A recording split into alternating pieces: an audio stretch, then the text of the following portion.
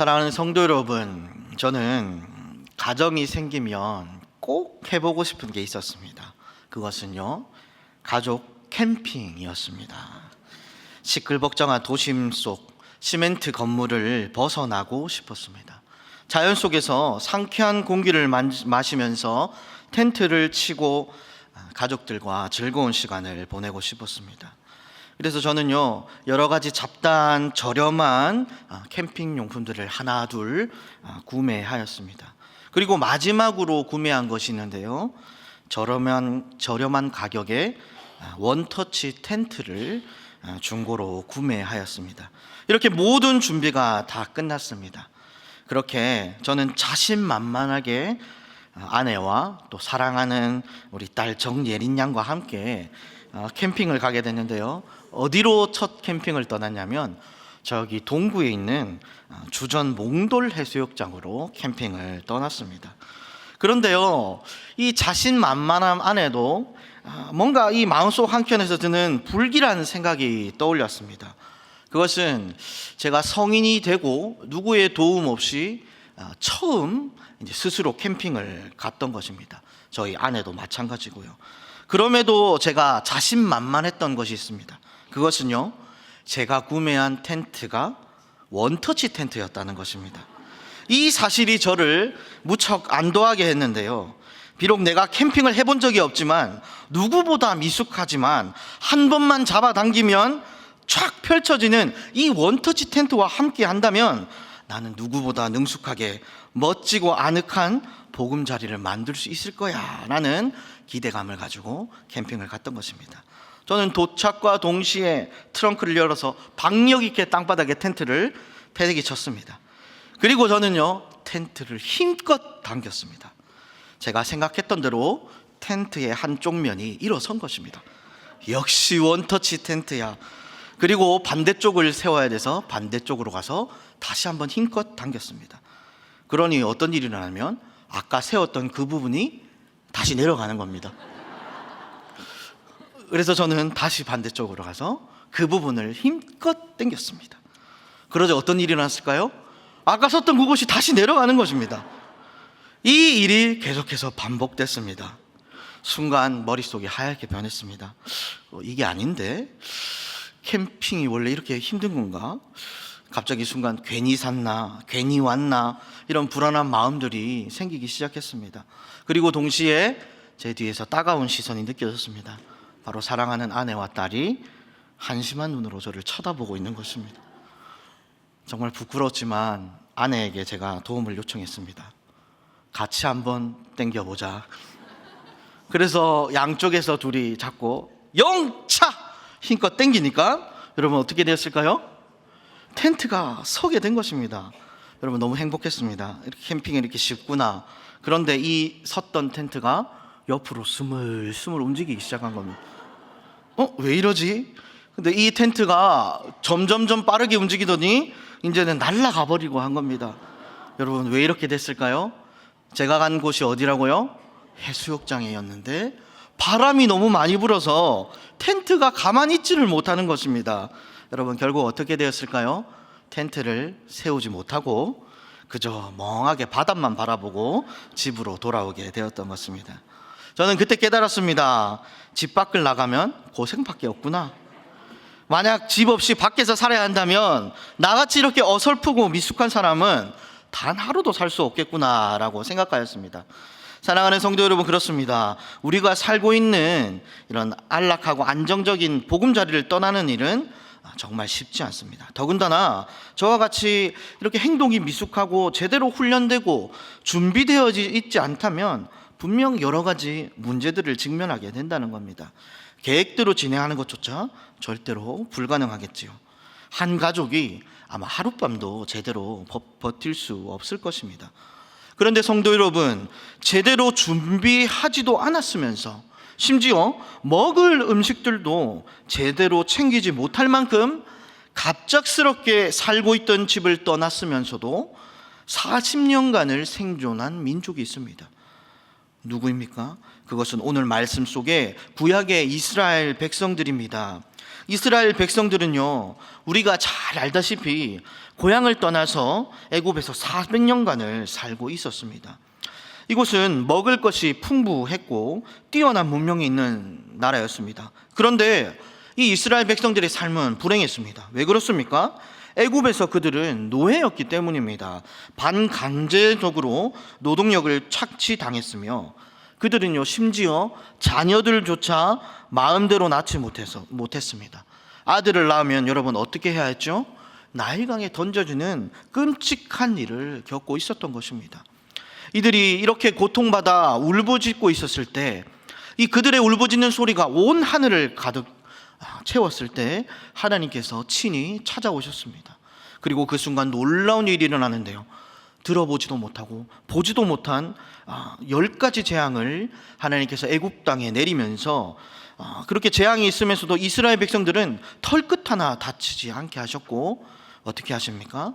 이 10가지 재앙으로 말미암아 아주 급하게 애굽 땅에서 탈출시켜 주신 것입니다. 이들의 탈출이 얼마나 급했든지 성경에 보면 아직 빵 반죽이 부풀지도 않은 그 반죽을요, 그릇에 옷에 싸서 어깨에 둘러매고 나섰다라고 기록되어 있습니다. 마침내 이스라엘 백성들은요, 바로 왕의 손길을 떠나서 그 손길이 닿지 않는 땅 숲곳에 도착하게 됩니다. 그렇게 첫날 밤을 지나게 되는데 제대로 된 준비 없이, 먹거리도 장만할 겨를이 없이 쫓겨난 이스라엘 백성들의 밤은 어떠했을까요? 여러분, 잠은 제대로 잘 수 있었겠습니까? 이들에게는 간단하게 칠 수 있는 원터치 텐트도 없었는데 말입니다. 어떻게 이들이 하룻밤을 지새울 수 있었을까요? 아마 이들은요, 주위에 흩어진 풀과 나뭇가지들을 모아서 어설픈 초막을 만들었을 것입니다. 부족한 재료들로 얼기설기 엮어서 만든 초막을 상상해 보십시오. 아늑한 보금자리라고는 전혀 생각할 수 없을 정도의 엉성함이 느껴졌을 것입니다. 여러분, 지붕은 제대로 지을 수 있었겠습니까? 차짓한 바람을 잘 막을 수 있었겠습니까? 전혀 그렇지 않습니다. 그들이 지은 초막은요, 엉성하고 조잡했습니다. 제 경험에 의하면 이런 상태라면 단 하루도 못 버팁니다. 아마 출애굽기에는 이렇게 잠을 청하게 된 이스라엘 백성들을 향해 아마 이렇게 기록했을 것 같습니다.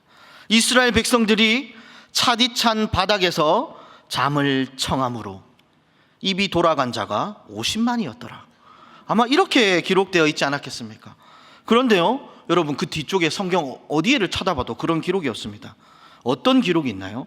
우리 한번 출애굽기 12장 42절 말씀 한번 한 목소리를 읽어보도록 하겠습니다. 시작.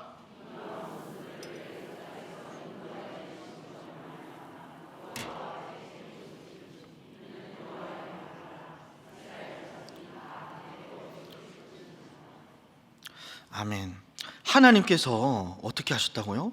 밤을 새면서까지, 밤을 지새우면서까지 아직 광야 생활이 낯설고 서툴고 미숙한 이스라엘 백성들을 세심하게 돌보셨다는 것입니다.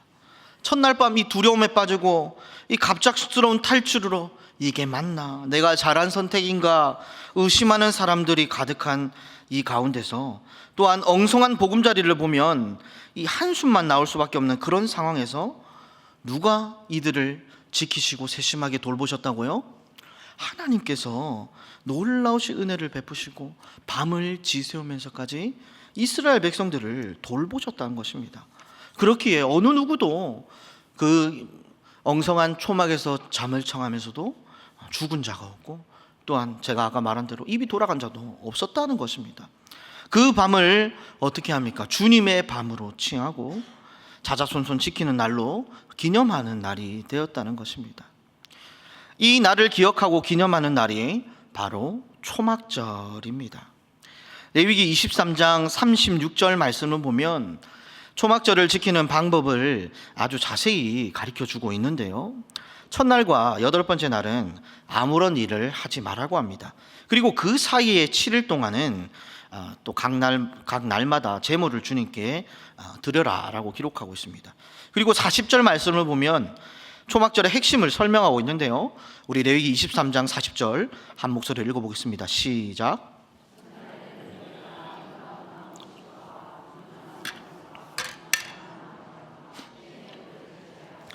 너희 하나님 여호와 앞에서 이레 동안 즐거워할 것이라. 먼저 이 절기를 지키는 이스라엘 백성들은 아름다운 나무 실과를 따고 정려나무 가지와 무성한 나뭇가지와 시내버들을 꺾어야 했습니다. 본문에 더 자세히 기록되지 않지만 이들이 이것으로 무엇을 했을까요? 바로 7일 동안 몸을 초막을 만들어야 했습니다.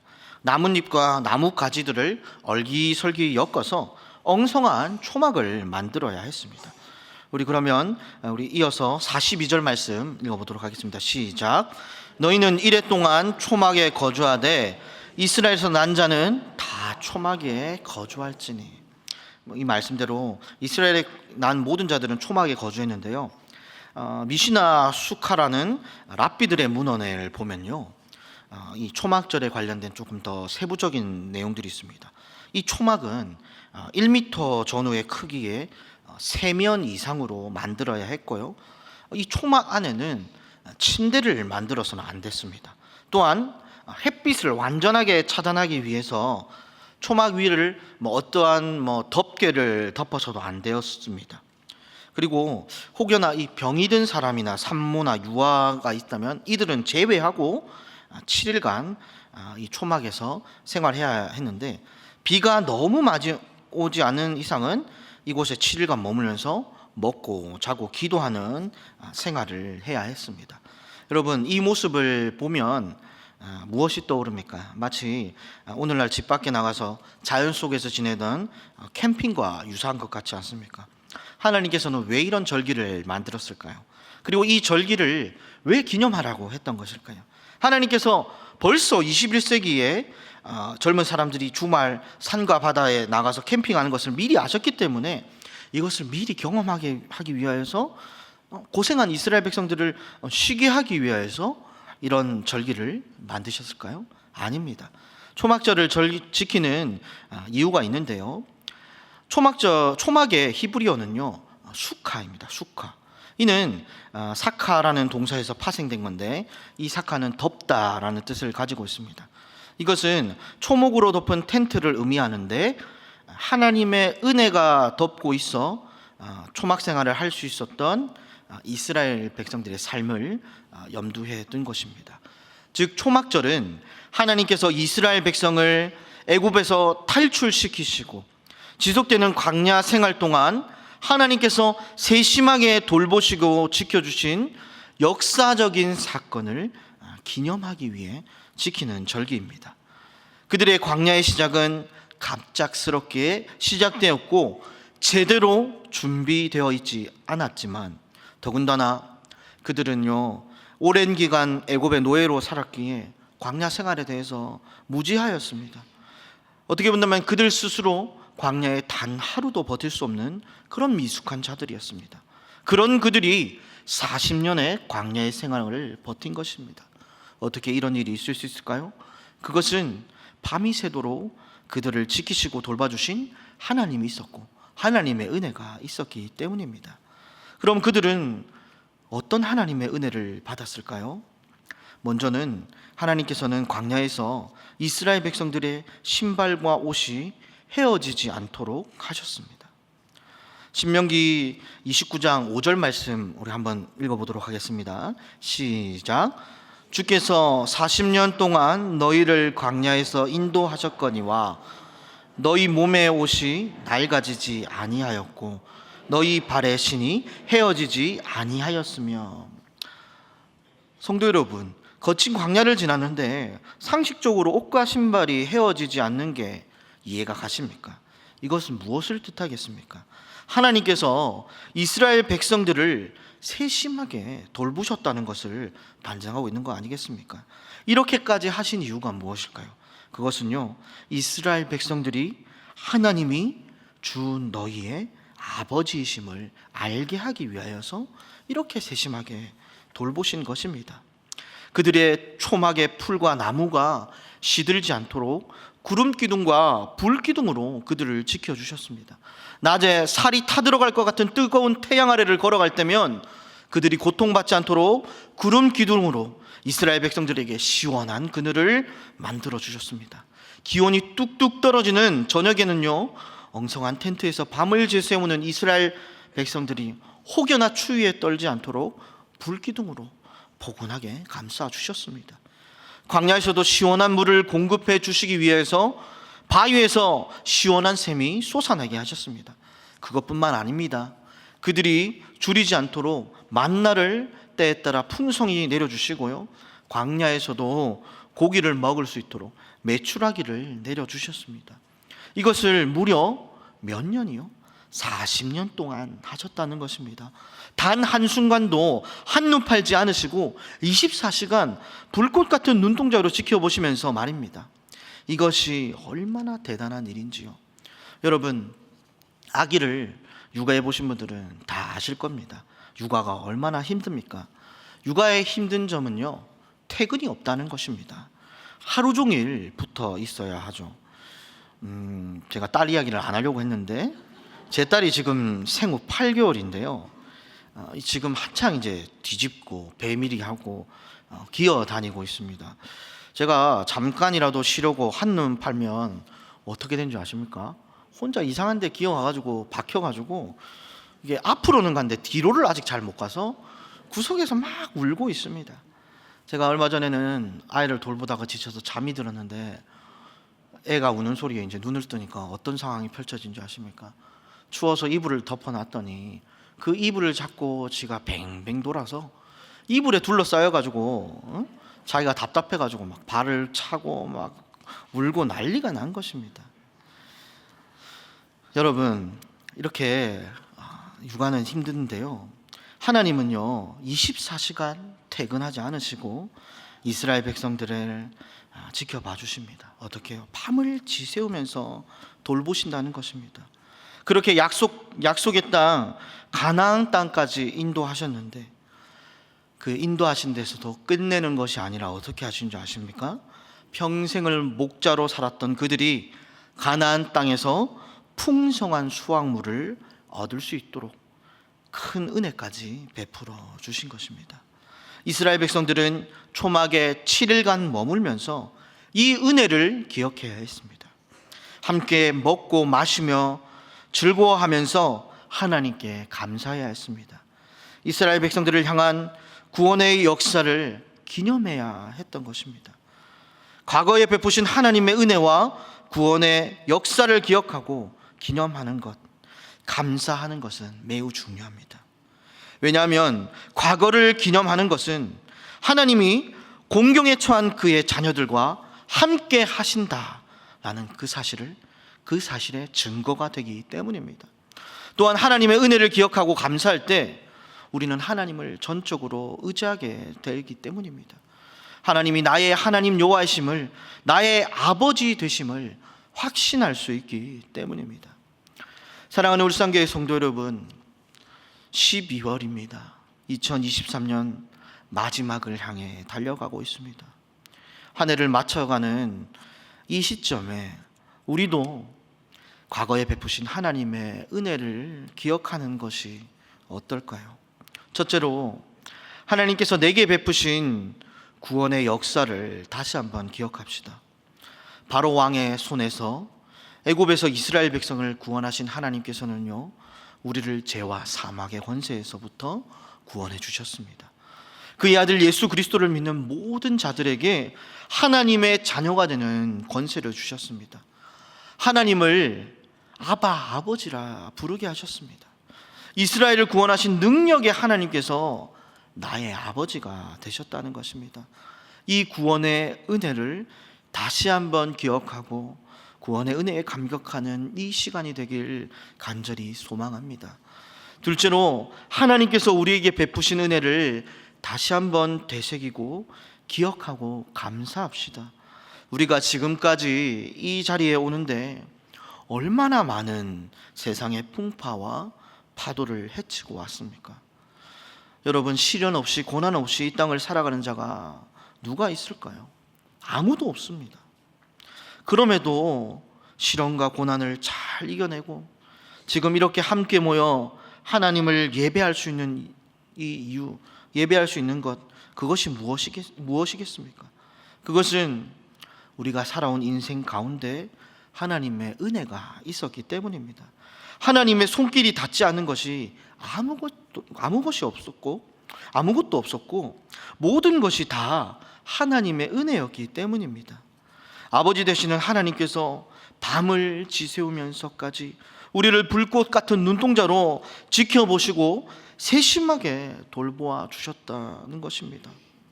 과거에 베푸신 하나님의 은혜와 구원의 역사를 기억하고 감사함으로 우리 하나님은 공경에 처한 그의 자녀들과 늘 함께 하신다는 이 진리의 말씀을 확신하며 나아갑시다. 사랑하는 성도 여러분, 우리가 걸어가는 이 땅에서의 삶도 광야와 같습니다. 우리의 고난은 현재 진행형입니다. 고난과 연단이 계속해서 몰려올 것입니다. 그로 인해 우리는 두려움에 때로는 사로잡히고요, 또 우리는 다가올 문제와 미래에 대한 걱정이 늘 끊이지 않습니다. 이럴 때 우리가 오늘 말씀을 기억했으면 좋겠습니다. 우리 하나님은 공경 가운데 있는 그의 백성과 늘 함께 하신다.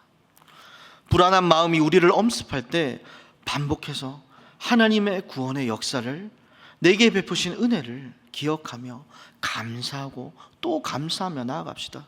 그리할 때 우리의 흔들리는 현재의 믿음이 굳세어질 줄로 믿습니다.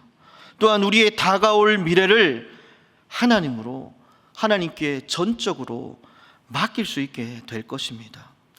올 연말을 마무리하면서 내게 베푸신 은혜를 감사하고 또 감사하며 새해를 맞이합시다. 이 감사의 고백이 하나님을 향한 찬양으로 나아가고 하나님이 나의 하나님 되심을 확신하고 하나님의 영광을 땅끝까지 전하는 모든 성도님들이 되시길 간절히 소망합니다.